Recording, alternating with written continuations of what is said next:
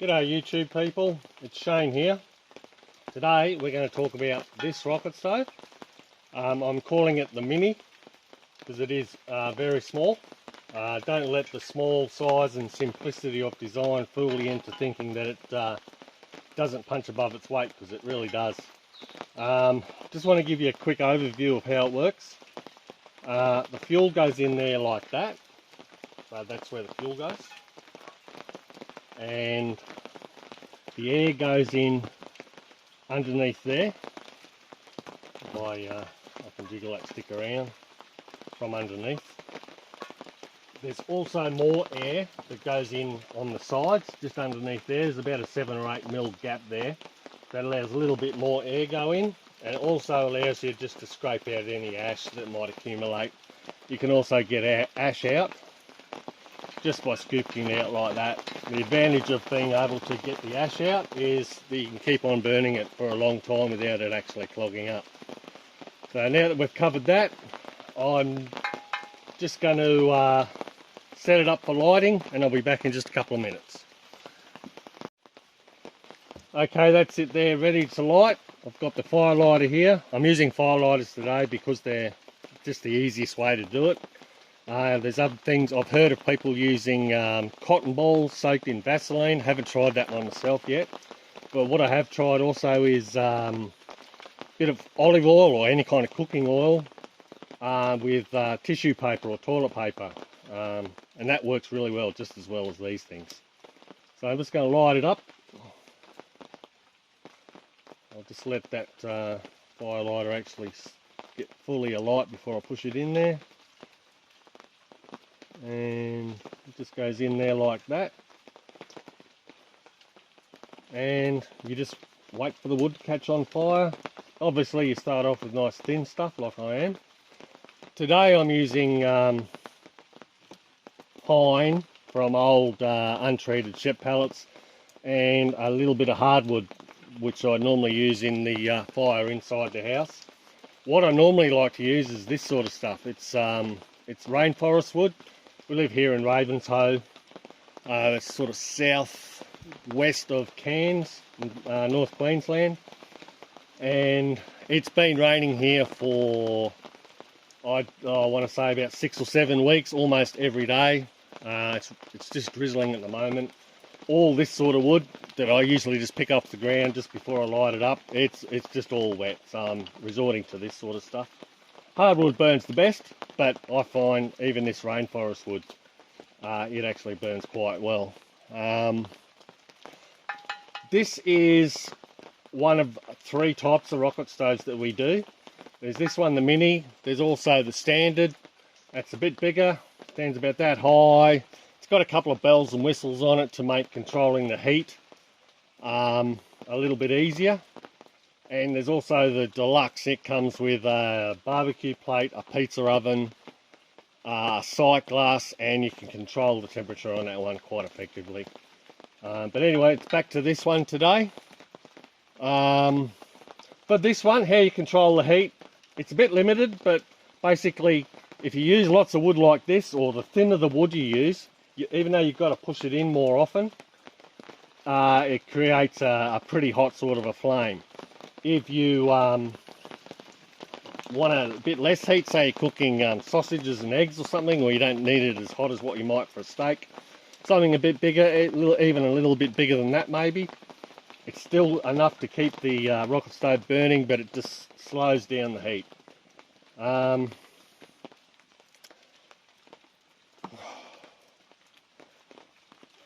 Talking about versatility of fuel, just to see whether I could do it or not, a couple of weeks ago, well actually it was longer than that ago, I cooked a whole meal just using lantana sticks. There was no reason to do that other than I just wanted to see whether I could or not, and it worked great.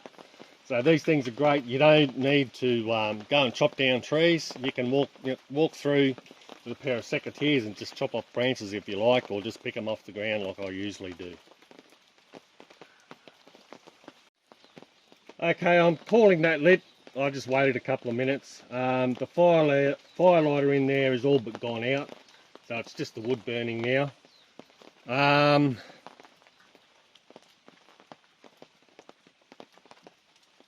what I suggest you do, or what I suggest you don't do, if you do end up with a rocket stove, like either this one or any other kind of rocket stove, whether you make it yourself or you buy one, what I suggest you don't do is buy it, invite all your mates around and tell them you're going to cook them up a nice feed on your new rocket stove.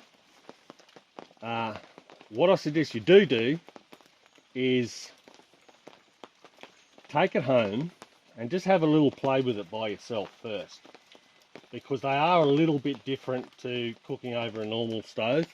The fire is much smaller, it's contained, and it just takes a little bit of getting used to. For example, when I first made this one, I took it outside, I lit her up, and I tried cooking some sausages or something, and it burnt, but I just couldn't get the heat out of it, and I was pretty disappointed with it. And I thought, oh well, back to the drawing board, I'll come up with another design. A couple of days later, I took it outside. I thought I'd give it another go, and I'm so glad I did, because now I love this rocket stove. It's just such a versatile little thing. It's light. It only weighs 3.2 kilos. You can fit it in the back of in the car boot or the ute. If you're a backpacker or something, you know, only weighing 3.2 kilo, especially if you're in a group, one of you can afford to carry it, given that you won't have to carry the gas stove and fuel, because most of the fuel is probably going to be found where you're camping anyway. And I think what I was doing wrong, I was probably starting off with wood this size. And that's where I went wrong, because what you do is you start off with the small stuff. It creates a little ash bed down the bottom, that keeps the fire going, and then you can put in your bigger stuff. So all I'm doing here now is just pushing that wood as it burns down the other end. I'll just keep pushing it down and adding new wood.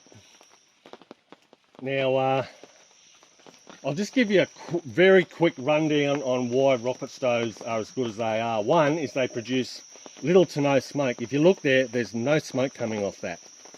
The reason for that is, in an open fire, say you've got an open fire with some rocks around it or something just to contain it, you light your fire and it smokes. And all that smoke just blows away with the wind.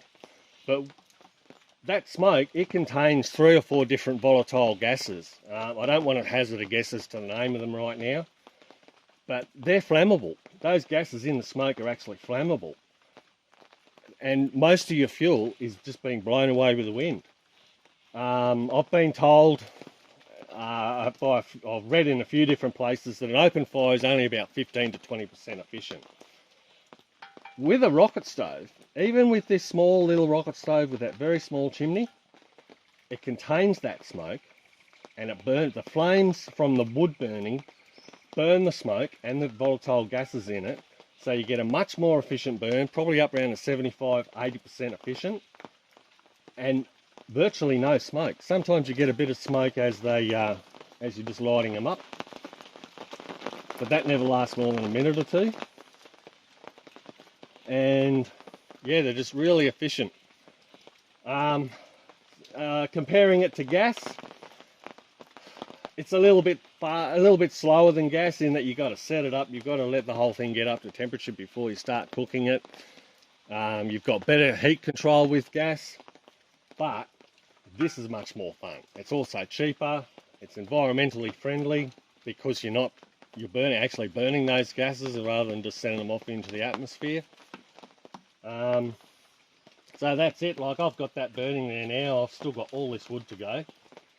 So alright, I've shown you how to light it. In the next video, what I'm going to do is just do a quick demonstration. I'll just boil some water, 1 litre of water, and cook up some lunch, which I'll have straight after that video. So stay tuned. Subscribe to the channel if you like. If you know anyone that likes travelling, bushwalking, fishing, camping, maybe they're living off grid, please share this video with them. I make and sell these, and I'd be very happy to talk to anyone who might be interested. Anyway, I'll leave you. Thank you for watching, and I'll be back with my next video where I'll give a bit of a cooking demonstration, and yeah, I'll see you then. Bye.